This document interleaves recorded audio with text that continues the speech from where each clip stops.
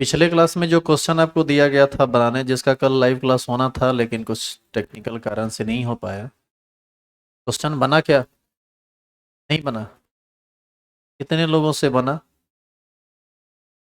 Actual में इतने लोग ही बनाए, बाकी लोग बनाए ही नहीं। बाकी लोग तो कल के क्लास के लिए रुके हुए थे कि उतारना है। क्या जी, यही था ना? एक आध क्वेश्चन आपसे रुकता, यदि आप ईमानदारी से बनाते तो एक क्वेश्चन रुकेगा, उससे ज़्यादा नहीं रुकना चाहिए। एक या दो बहुत हो गया। खैर कोई बात नहीं, हम जल्दी ही डेट अनाउंस कर देते हैं और टाइम भी कि किस दिन फिर हम करेंगे। आज तो नहीं हो पाएगा, हो सकता है कल फिर हम लाइव क्लास लें। आइए अभी आगे की शुरुआत करते हैं। लिखिए तो हेडिंग।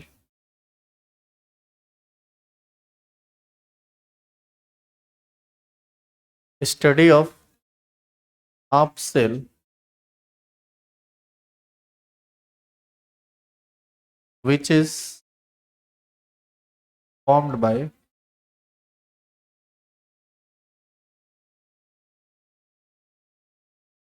कॉम्बिनेशन ऑफ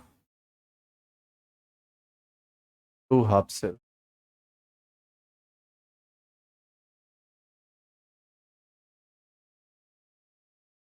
देखिए ये टॉपिक थोड़ा सा अटपटा है।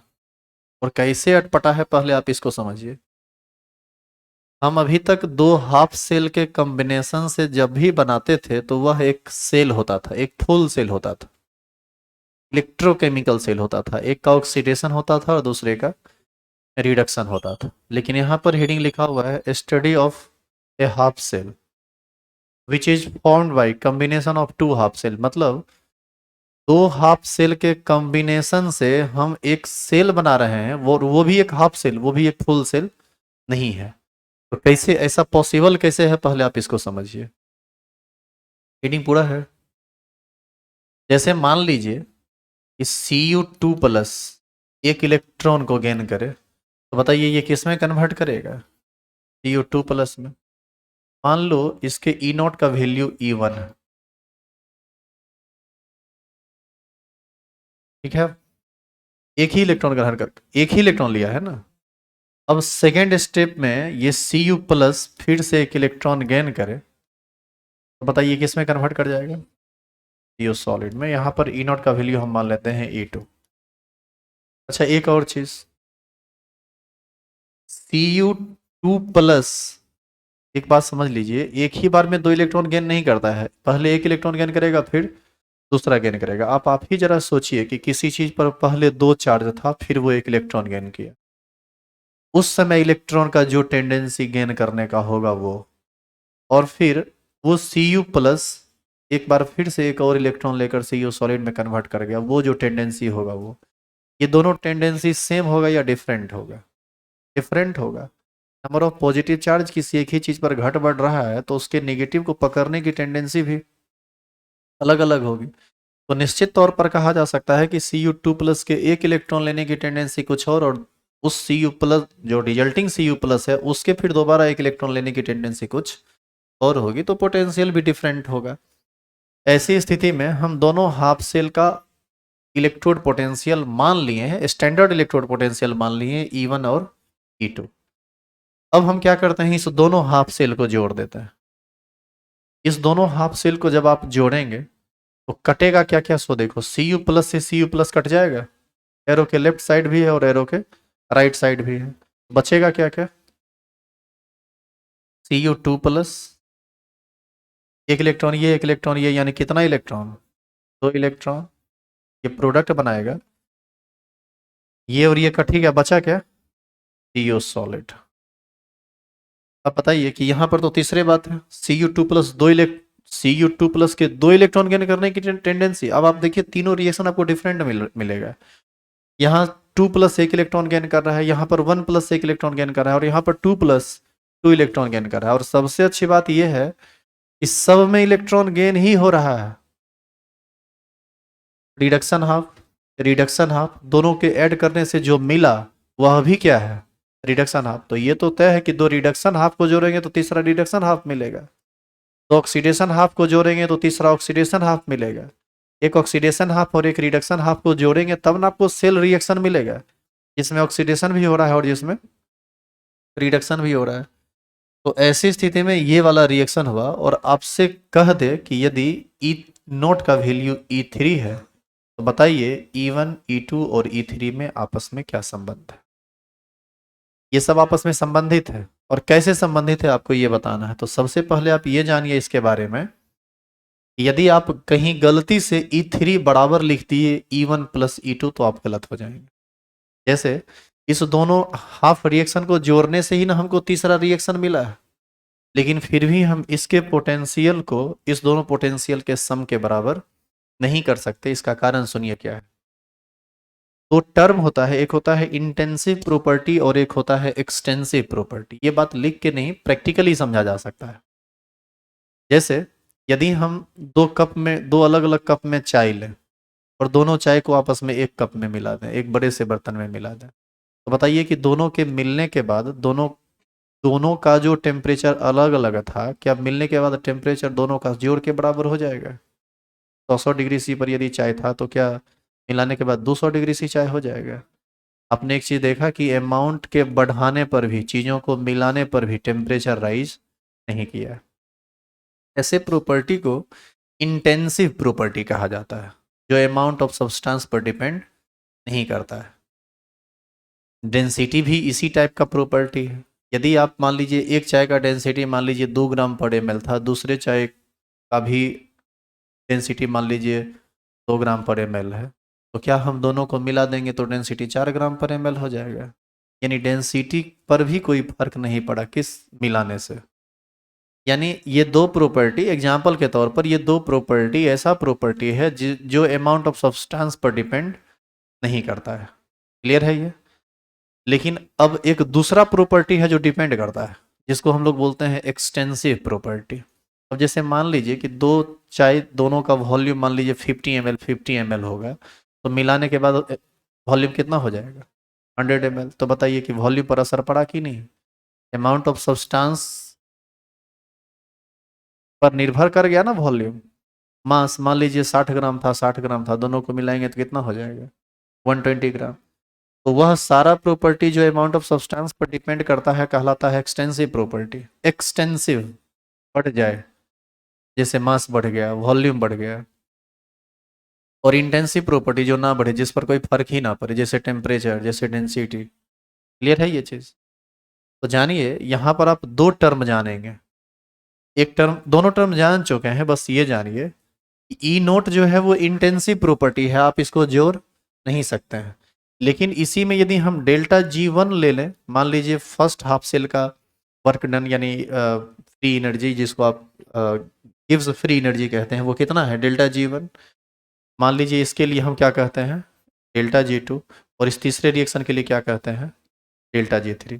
तो आप यहाँ लिख सकते हैं delta G3 is equal to delta G1 plus delta G2 because gives free energy is an extensive property, while E3 is not equal to E1 plus E2 because potential is intensive property, it cannot be added।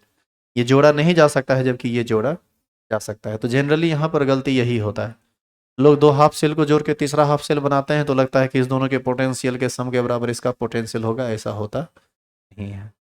तो जो बातें अभी जैसे लिखी हुई है सब बात उतारिए, तो फिर इसके आगे हम बात करते हैं।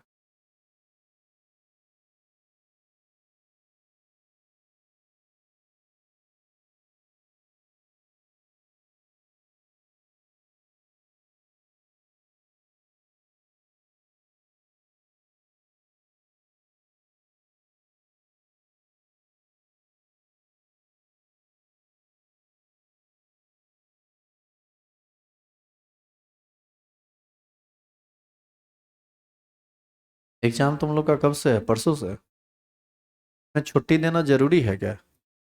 कब? 7 बजे से 7 से 4। पागल उगल हो गया है क्या रे। देखो एग्जाम जो होना है तुम लोग का वो नाम मात्र का है, जाओगे खाली नाम लिख के चलाओगे, हो गया बात खत्म। एक तो छोटा बोर्ड है, बिना मतलब का एग्जाम लेता है। अरे भाई जब पास फेल का कोई मतलब ही नहीं है तो एग्जाम काहे लेते हो। आज तक सुना है कभी 11th में क्रॉस लग गया फेल हो गया, नहीं ना सुने हो। गांजा पी के कुछ शुरू कर देता है। उसका पूरा का पूरा प्रयास है ना कि नहीं तुमको हम पढ़ाएंगे ना, ना ही तुमको हम पढ़ने देंगे।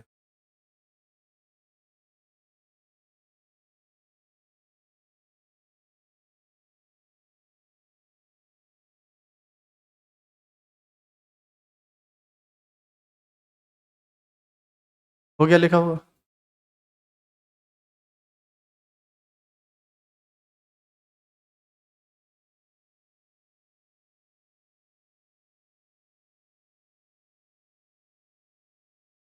जानते हो बिहार का जो स्थिति है ना पिछले कुछ सालों में, 5-6 सालों में, पिछले कुछ सालों से भी बदतर स्थिति है आदमी की मानसिकता का, कल्चर का। और उसका जानते हो कारण क्या है? पहले बिहार पूर्ण रूप से अनपढ़ था, अब बिहार कुछ पढ़ लिया है। कुछ पढ़ा है, पूर्ण रूप से नहीं। तो समझाना दो आदमी को आसान होता है। एक जो पूर्ण रूप से मूर्ख निरक्षर हो, एकदम गधा टाइप का है, चलेगा रे हाँ, नहीं चलेगा रे नहीं, हुआ ना हाँ हुए किया था, नहीं हुआ था तो नहीं हुआ था, ये हुआ एकदम मूर्ख जाहिल आदमी। उसको तुम समझा सकते हो। एगो जो बहुत बढ़िया से पढ़ा लिखा विद्वान टाइप का आदमी होता है, उसको जब तुम बोलोगे तो तुम्हारा सुनेगा। और यदि तुम गलत बोलोगे तो एक बार में अपोज कर देगा कि आप गलत बोल रहे हैं। और यदि सही बोलोगे तो तुमको खुल के कॉपरेट करेगा, सपोर्ट करेगा कि हाँ आप सही हैं। और एक होता है बीच वाला आदमी, ये स्थिति अभी बनी हुई है। इसको तुम सही बोलो तो भी दिक्कत, गलत बोलो तो भी दिक्कत, पढ़ाओ तो भी दिक्कत, पढ़ो तो भी दिक्कत, कमाओ तो भी दिक्कत, नहीं कमाओ तो भी दिक्कत, खाओ तो भी दिक्कत, नहीं खाओ तो भी दिक्कत। इसी सिचुएशन से गुजर रहा है बिहार।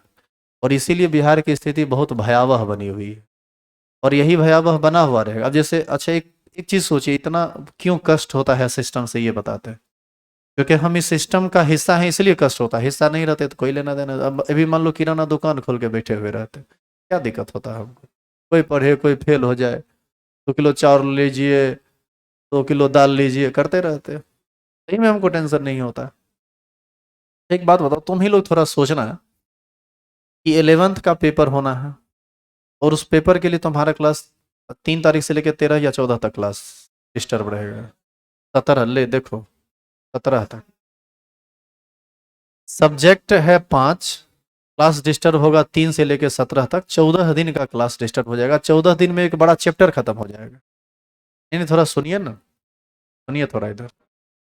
अच्छा ये जो क्लास अब्सेंट होगा, इसका कोई मतलब नहीं है। आप एग्जाम हॉल में जाइए, अपना नाम लिखिए, रोल नंबर यदि दिया गया है, रोल नंबर लिखिए, और नीचे में लिखिए कि हम फलना कुमार फिलना जगह से आए हैं, सुन लीजिए आ गए हैं, कॉपी जमा कर दो। हो गया, बात खत्म है। तो तुमको पता है कि 11th का कॉपी कोई छूता तक नहीं है, चेक नहीं करता है। तुम्हारा जो कॉपी जाएगा ना, उसका महत्व नहीं है, कॉपी का महत्व नहीं है।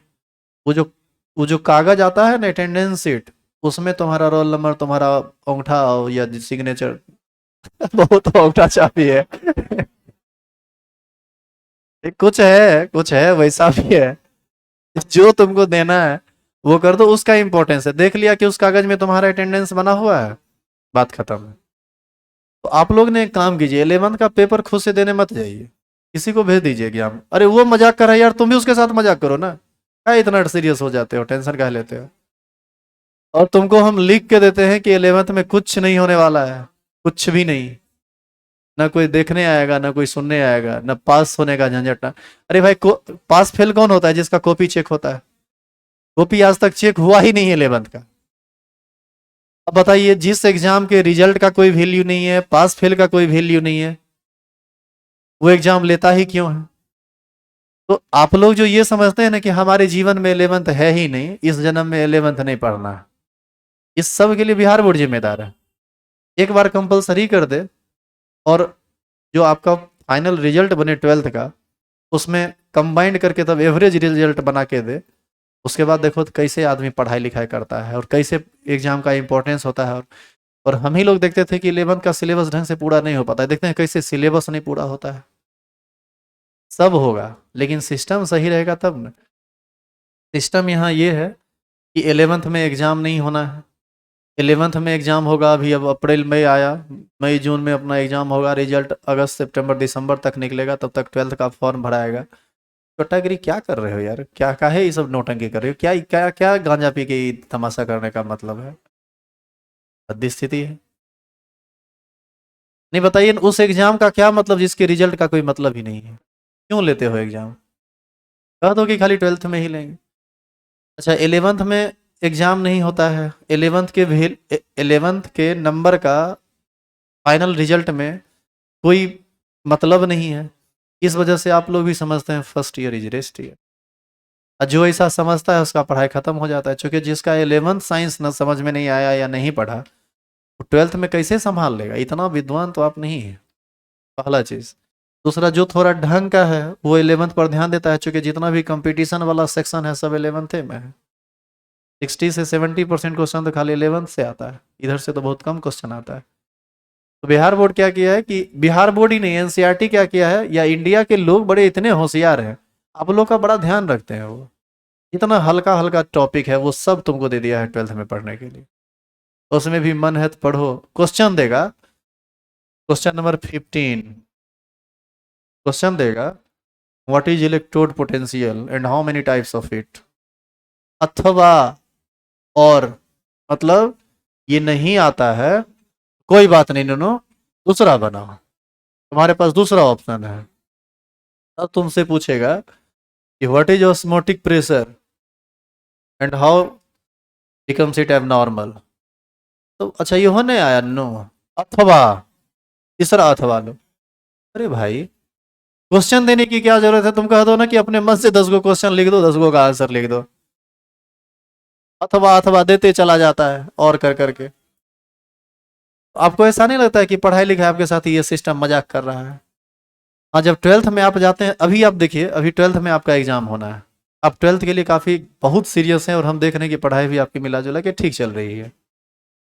तो 12th में क्यों ठीक चल रही है और 11th में क्यों खराब हो गया? तो सब के पीछे ये अथवा आ जाता है। रिजल्ट का कोई लेना देना नहीं, एग्जाम नहीं है, क्यों पढ़ेगा आदमी जब प्रेशर रहेगा ही नहीं तो? अच्छा, जिस एज में हैं आप, उस एज में उतनी ज़्यादा मेच्योरिटी हमारी नहीं रहती है कि हमको ये लगे कि नहीं हमको पढ़ना ही चाहिए। तो तरह तरह का डिस्टर्ब होते रहता है जीवन में, और इस चीज़ को तो तुम बखूबी समझ ही सकते हो। कभी रुपया का अभाव हो जाता है, कभी सट फट जाता है तो सट नहीं पुड़ता है, खाना नहीं पुड़ता है, कुछ लोगों को और भी बहुत सी चीज़ नहीं पुड़ता है। हाँ देखो, समझ रहा है, अब समझते हो तुम। हाँ समझदार, अरे समझदार तो हो ही जाएगा, ये समझदारी वाला आ ही गया है तो ओवरऑल इतना भाषण देने के पीछे एक ही मकसद है, सुनो। आज के डेट में यदि आगे बढ़ना चाहते हो ना, खुद का ध्यान रखो। खुद का ध्यान यदि नहीं रखोगे, तुमको गर्त में मिलने से कोई नहीं रोक सकता है।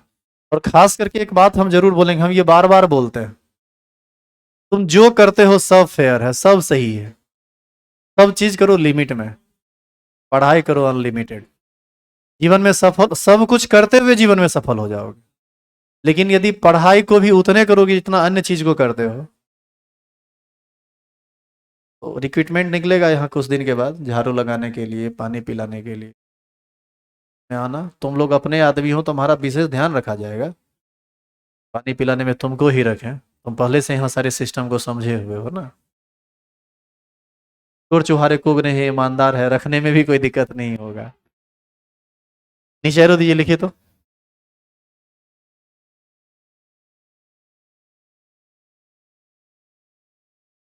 लिखेंगे, लिखेंगे potential is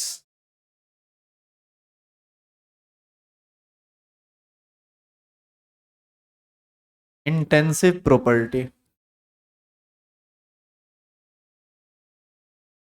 hence it can not be added.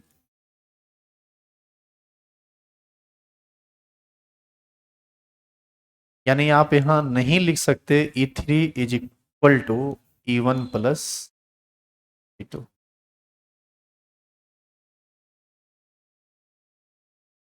But gives free energy is extensive property.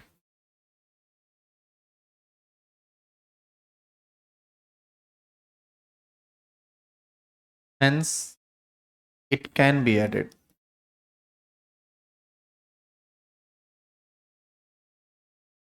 It means delta G3 is equal to delta G1 plus delta G2. आप किसी हाफ सेल के लिए ये लिख सकते हैं, ये नहीं लिख सकते हैं। अब जब हम ये लिख सकते हैं तो आगे और क्या कर सकते हैं इसको समझिए।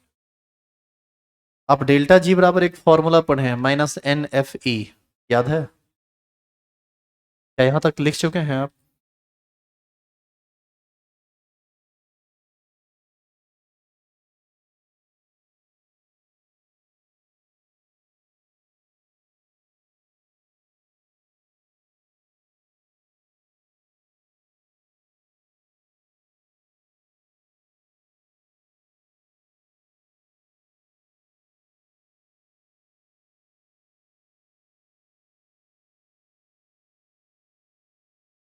कलर चेंज करना पड़ता है, वहाँ वीडियो बनता है तो देखना पड़ता है कौन सही आ रहा है कौन नहीं आ रहा है, उसके हिसाब से चेंज करना।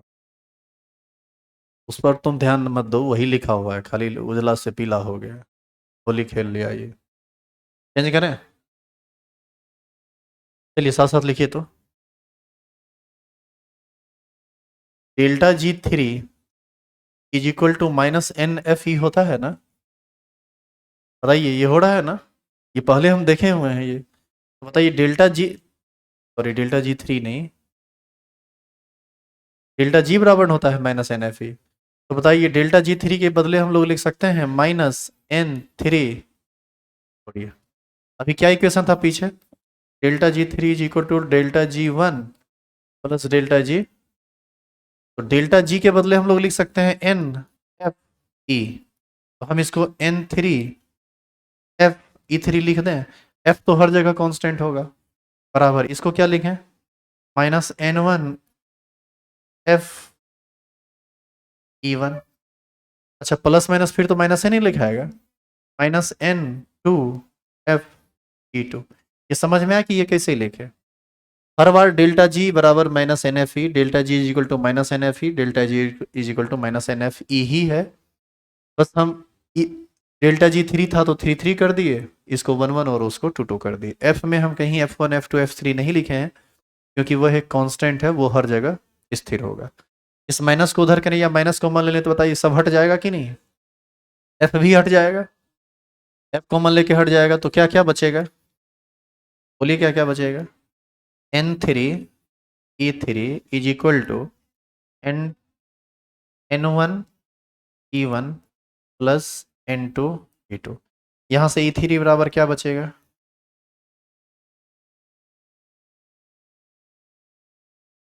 N1E1 plus N2E2 bye. अब बताइए E3 का मान हमको निकालना था, E3 का मान निकल तो गया, नहीं आया, लेकिन यही है कि E1 प्लस E2 नहीं आया है, ये फॉर्मूला आया है और इस पर आप काम कर सकते हैं। अब ये जो बात आप पढ़े हैं इसका क्या मतलब है? अच्छा यहाँ एक और बात बताइए तो, if N1 is equal to N2 is equal to N3 then, यदि N1 N2 और N3 का मान बराबर हो जाए तो मान लीजिए ये सब N N N है, तब तो N भी कॉमन लेके हट जाएगा, तो E3 बराबर क्या बचेगा? E1 plus E2। तो हम कह सकते हैं कि इफ लॉस और gain of electrons are equal in all possible reaction then in this case potential can be added, मतलब E3 is equal to E1 plus E2। लेकिन प्रैक्टिकली ऐसा कभी पॉसिबल नहीं है। आप जरा देखिए तो, आप जब इस दोनों रिएक्शन को जोड़िएगा, इसमें एक है इसमें एक है, क्या इसमें एक हो पाएगा? उसमें तो दो हो ही जाएगा। तो ये एक हाइपोथेटिकल बात है कि इस पर भी क्वेश्चन कर देता है, लेकिन इसका जरूरत आपको है नहीं, तो लिख लिए हैं तो ऐसी स्थिति में देन क्या लिख सकते हैं? E3 is equal to E1 plus, ये समझ में आया कि E3 बराबर E1 प्लस E2 किस केस में होगा? व्हेन लॉस और gain of electron are equal in all possible half reaction.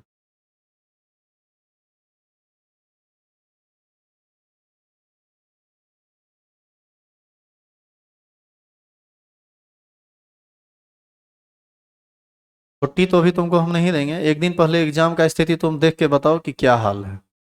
अभी 3-4 दिन हम क्लास लेंगे, और उसमें यदि हम क्लास लाइव कर देंगे, टेंशन मत लो। क्लास लाइव रहेगा, तुम आराम से पढ़ सकते हो। काहे कि 14 दिन क्लास छोड़ने का मतलब है एक आध गो चैप्टर बाद में रुकने लगेगा यार, एक तुम्हारे एक एक दिन का वैल्यू है। ट्वेल्थ में यदि इतना इतना लंबा लंबा छुट्टी लेंगे, बड़ी मुश्किल हो जाएगी। तो क्लास में छुट्टी तो हम नहीं देंगे, छुट्टी रहेगा भी, किसी भी बैच में छुट्टी नहीं रहेगा, सब बैच अपने टाइम से चलेगा। कम से कम शुरू का 2-3 दिन देखो ना, अरे हर साल हम देख रहे हैं क्या होता है ना कि 14-17 दिन का गैप लेता है। और एग्जाम क्या करेगा, इस इतना चुट्टागिरी करता है, मतलब गुस्सा इतना आता है हम लोगों को। 17 दिन का शेड्यूल बना के दिया है ना तुमको, तुम एग्जाम देने जाओगे ना तो एक के दिन देगा, मैथ का क्वेश्चन दे, फिजिक्स का क्वेश्चन दे, केमिस्ट्री का क्वेश्चन देगा, कहेगा कि जल्दी से यार पर सिग्नेचर कर दो, लिखने का मन है लिखो, नहीं लिखने का मन है नहीं लिखो, यही हो रहा है। और ये 17 दिन जो है ना गर्मी छुट्टी बना देता है।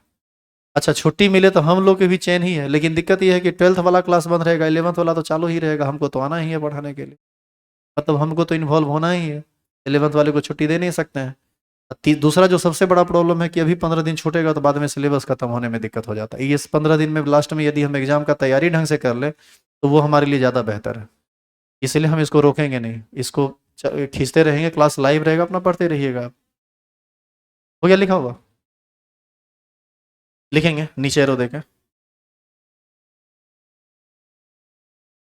लिखेंगे इफ लॉस और gain of electron,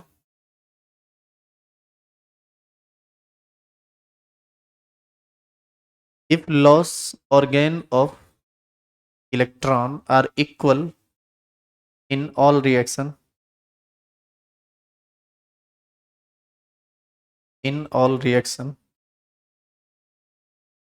then E3 is equal to E1 plus E2। इधर लिख दीजिए, then potential can be added। If loss or gain of electrons are equal in all reaction, then potential can be added। It means E3 is equal to E1 plus E2।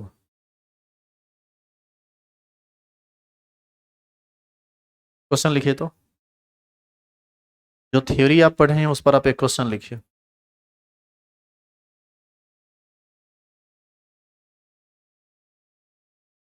Question है electrode potential of following half cell reaction are given below. तो half reaction है, Fe3 plus एक electron लेके Fe2 plus में बदला उसका potential, और Fe2 plus 2 electron लेके Fe सॉलिड में बदला उसका पोटेंशियल। आपसे पूछता है calculate the electrode potential of the following half cell. इस हाफ सेल का पोटेंशियल क्या होगा? आप ध्यान दीजिए, इस दोनों हाफ सेल को जब जोड़िएगा ना तब आपको इसका ये मिलेगा। तो आप E3 बराबर अभी जो फॉर्मूला लिखे उस पर नहीं सॉल्व कर लेंगे इसको, जल्दी से सॉल्व कीजिए तो। सेम एकदम जो थ्योरी बताए हैं एग्जैक्ट सेम क्वेश्चन है, कुछ अंतर नहीं है।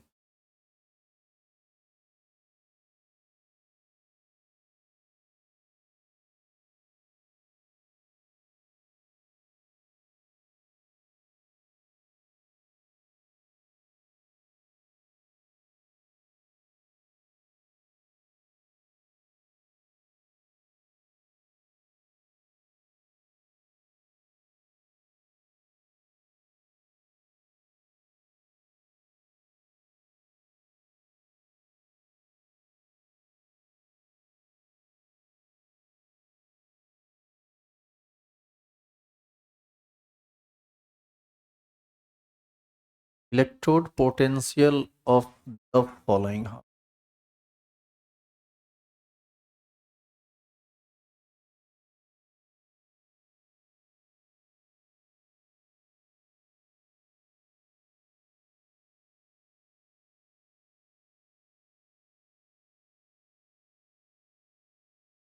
यहाँ पर आप सॉल्यूशन में क्या लिखिएगा, पहले ये रिएक्शन लिखिएगा, फिर ये रिएक्शन लिखिएगा, नीचे लाइन देके जोड़ दीजिए, जोड़िएगा तो आपको अपने आप ये रिएक्शन मिल जाएगा। इसी का पोटेंशियल चाहिए, इसके पोटेंशियल को आप इसको E1 मान लीजिए, इसको E2 मान लीजिए, जो निकालना है वो क्या है E3। N1 का मान 1 इलेक्ट्रॉन ले रहा है, N2 का मान 2 इलेक्ट्रॉन ले रहा है, N3 का मान 3 इलेक्ट्रॉन ले रहा है। N1 N2 N3 पता है, E1 E2 पता है, तो क्या E3 नहीं पता चल जाएगा? E3 बराबर N1 E1 plus N2 E2 bye N3, उस फॉर्मूला पर जाइए, बनेगा क्वेश्चन।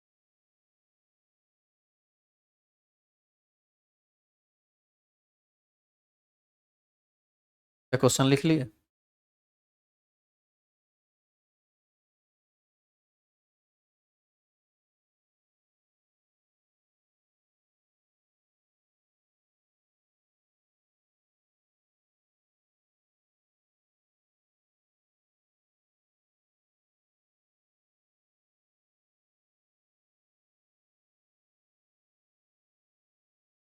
सॉल्यूशन बोर्ड पर बना हुआ है, देख लीजिए।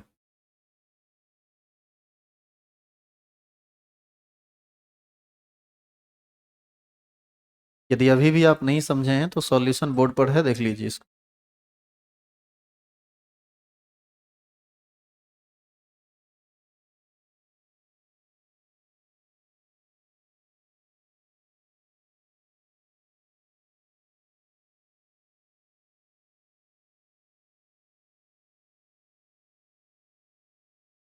आप लिया?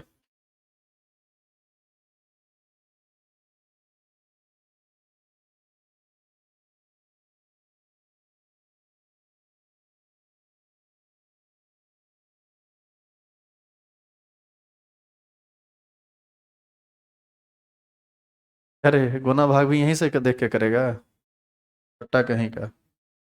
हेडिंग डालो आगे। जोड़ पकिट मार वाला आदत मत डालो। जो मेन कंसेप्ट था वो बता दिए, लिख लिया, गुना भाग घर पे जाके करो, आंसर मिला होगा घर जाके। लिखिए तो अगला टॉपिक सुनिए।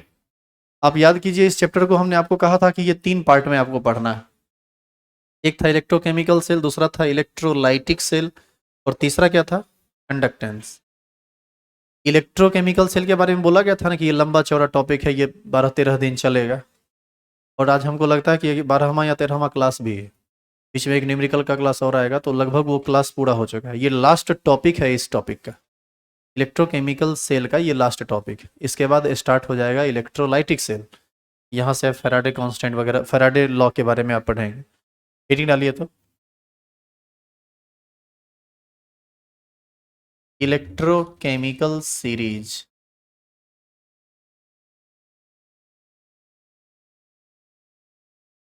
इसी का एक और नाम है, और ईएमएफ सीरीज।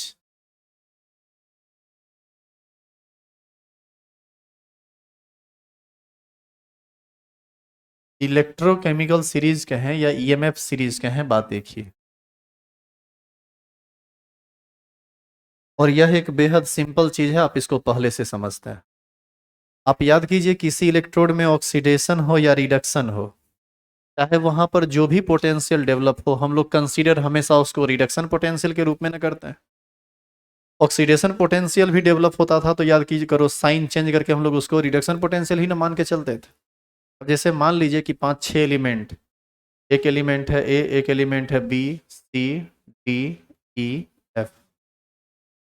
इसका पोटेंशियल मान लो, इसका एसआरपी मान, एसआरपी मान का मतलब स्टैंडर्ड रिडक्शन पोटेंशियल का मान लो इसका है 0, मान लो इसका है +1, इसका मान लो है -2, इसका मान लो, डी का मान लो -3, ई का मान लो -12, एफ का मान लो +5। आप एक बात बताइए कि ये जो वैल्यू दिया हुआ है, हम क्या इस वैल्यू से सबसे छोटा वैल्यू निकाल सकते हैं कि नहीं, देख सकते हैं कि नहीं? इसमें सबसे छोटा वैल्यू कौन आपको दिख रहा है? -3। तो आप डी को सबसे ऊपर लिख दीजिए। इसलिए डी को हमने सबसे ऊपर रखा क्योंकि डी के एसआरपी का मान सबसे कम है। अब उससे जिसका ज़्यादा है उसको लीजिए। कौन है उससे ज़्यादा? सी का, तो आप सी को रख दो। फिर उससे ज़्यादा जिसका है उसको लीजिए, ई का। उससे ज़्यादा है उसको लीजिए, ए का। उससे ज़्यादा है उसको लीजिए। इस तरह से आप जो सीरीज बना रहे हैं, आप जो टेबल बना रहे हैं, उसमें क्या दिख रहा है कि हम इस सारे एलिमेंट को उसके एसआरपी के इंक्रीजिंग ऑर्डर में लिखते जा रहे हैं। अच्छा एक बात बताइए, ये जो एसआरपी का मान आएगा, क्या ये आप अपने मन से निकालेंगे? ये तो लैब में जाके निकलेगा। जब तक आप स्टैंडर्ड कंडीशन नहीं देंगे, स्टैंडर्ड कंडीशन पर हाइड्रोजन, एक तरफ हाइड्रोजन इलेक्ट्रोड लगा दीजिए, एक तरफ ए इलेक्ट्रोड को लगा दीजिए, बता देगा कि क्या पोटेंशियल होगा। एक तरफ हाइड्रोजन इलेक्ट्रोड को लगाइए, बी को लगा दीजिए दूसरे तरफ, वहाँ पता चल जाएगा। आप याद करो, जिंक, कॉपर, इस सब के लिए हम आपको बताए थे ना कि स्टैंडर्ड वैल्यू कैसे निकाला जाता है। एसआरपी वैल्यू हो या एसओपी वैल्यू हो, उसका तरीका नहीं बताया गया था, और बोला गया था कि ये काम सिर्फ लैब में ही संभव है, यहाँ संभव नहीं है। तो ऐसी स्थिति में इतना सारा एलिमेंट है, सब अब जो काम आप लैब में कर सकते हैं, यहाँ लैब है नहीं तो हम वो काम यहाँ कर नहीं सकेंगे, लेकिन इस सब काम को ऑलरेडी बुक करके उसका क्या वैल्यू आएगा लिखा हुआ है, और वैल्यू को लिखा हुआ है एसआरपी के बढ़ते हुए क्रम में, असेंडिंग ऑर्डर में। तो जब अलग अलग एलिमेंट के एसआरपी वैल्यू को आप असेंडिंग ऑर्डर में लिखकर अरेंज करते हैं, तब जो सीरीज मिलता है, तब जो टेबल आपको मिलता है, उसी टेबल को हम लोग क्या बोलते हैं, इलेक्ट्रोकेमिकल सीरीज या ईएमएफ सीरीज। तो हम कह सकते हैं arrangement of different elements in increasing order of their standard reduction potential is called EMF series. It means EMF series is an arrangement of different elements in increasing order of their SRP value. हाँ या ना? तो पहले इसको define कीजिए, तो लिखें, तो लिखेंगे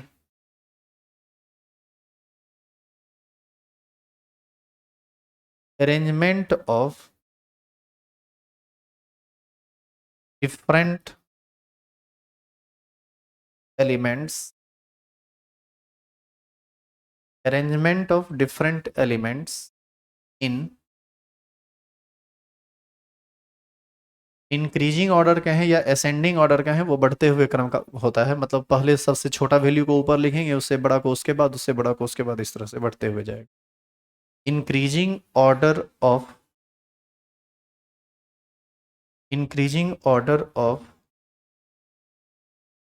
their standard reduction potential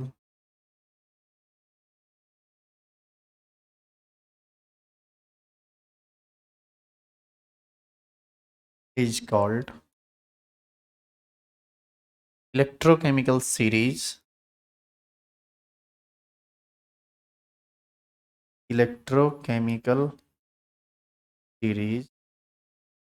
और EMF series।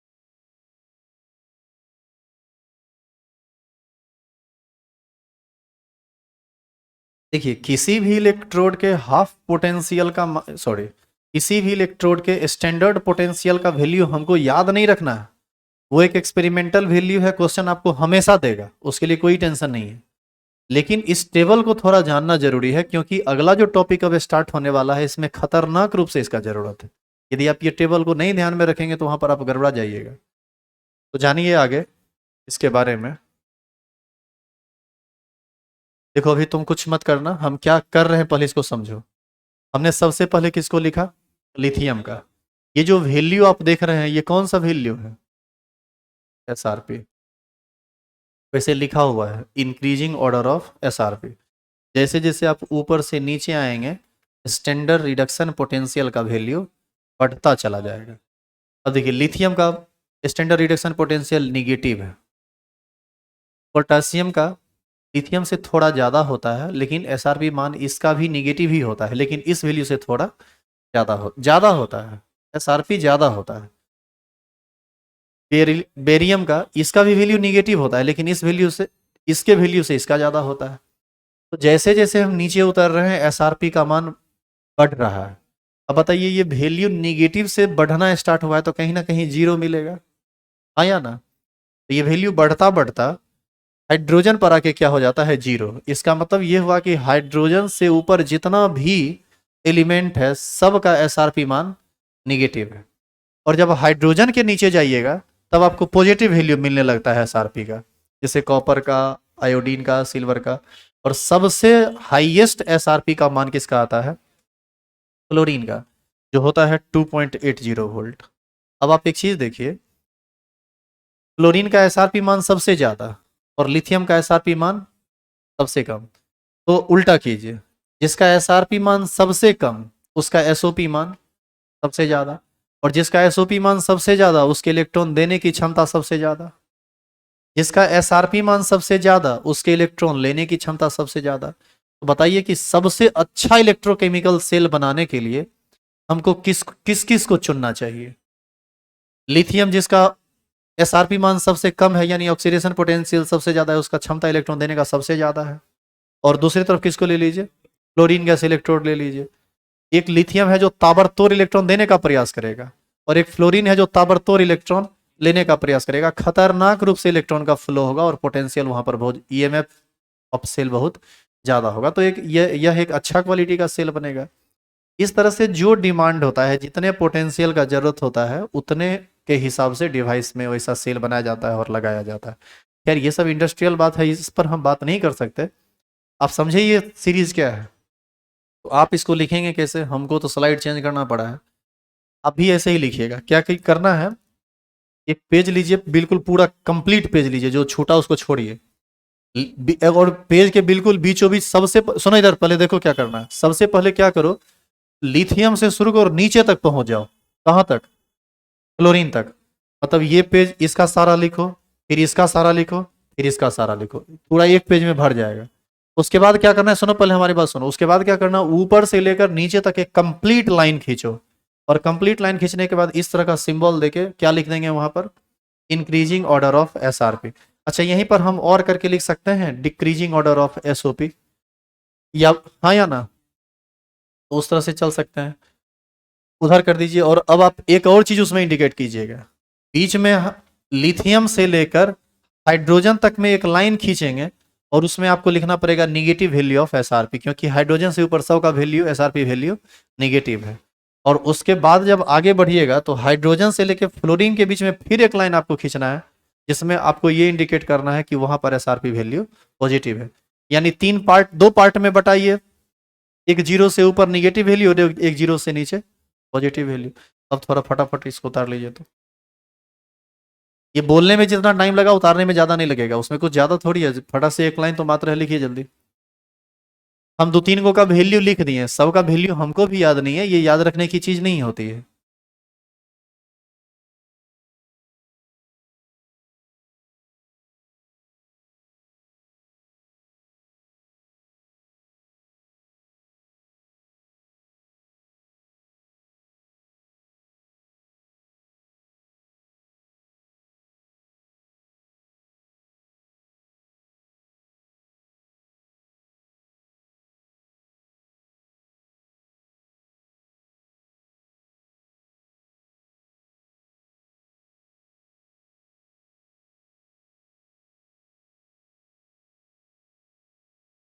ठीक है आगे।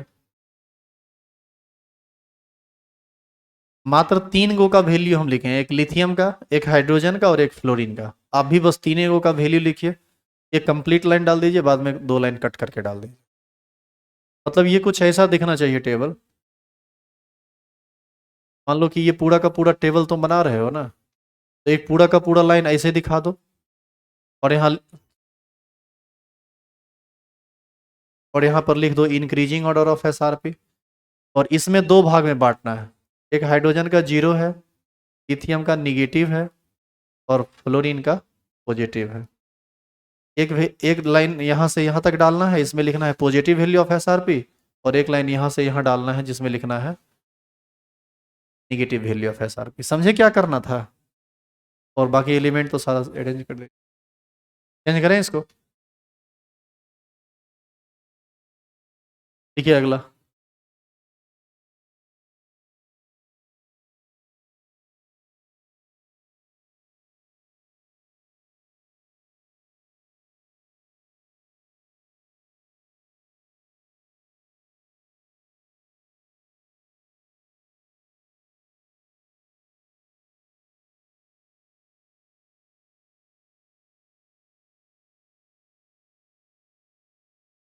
अच्छा ये टेबल भी शॉर्ट लिस्टेड है, ऐसा नहीं है कि सारे के सारे एलिमेंट्स को डाल दिए। हम उस सारे एलिमेंट्स को डाले हैं जो आपके सिलेबस के अंदर अंदर आता है, आपको क्वेश्चन आता है। पूरा का पूरा 118 एलिमेंट डालेंगे तो वो ना हमको याद होगा ना आपको याद होगा। जितना का काम है उतना डाला गया है। और इसका क्या काम है, जब आप पढ़िएगा तब समझ में आएगा, इसे ही समझ में नहीं आएगा। इस टेबल को थोड़ा ढंग से देख लीजिएगा, इसका जरूरत बहुत ज़्यादा पड़ने वाला है आगे के क्लास में। क्लास अभी बंद नहीं होगा, क्लास कंटिन्यू रहेगा। एग्जाम का एक दो दिन स्थिति देख लीजिए, यदि एक दो दिन में आपका फड़िया गया तो वापस आ जाइएगा, नहीं फड़ियाया तो नहीं पढ़िए। और जरूरी है पढ़ना, जरूरी है, बहुत जरूरी है। तो लाइव वाला रिकॉर्डिंग रहेगा वहां पर। लाइव वाला क्या वीडियो बना के भी डाल देंगे, लाइव वाला तो खैर रहेगा ही। अच्छा सुनो इधर, एग्जाम हॉल में भी मोबाइल लेके जाना, ठीक है? वहाँ केमिस्ट्री पढ़ेगा, मोबाइल आगे में रख के केमिस्ट्री पढ़ेगा, बनाना थोड़े है ना। लिख देना मैं फलना कुमार चिलना कुमार से, यहाँ से मैं भी फलना कुमार चिलना जगह से आया हूँ और आ गया हूँ। रॉकी भाई आइए। और पीछे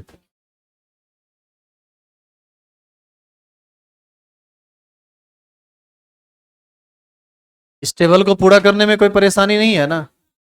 आइए कल, कल स्टार्ट होगा इलेक्ट्रोलाइटिक सेल। बस लगभग ये खत्म है, बस एक दो लाइन बस इसमें लिखाना बाकी था।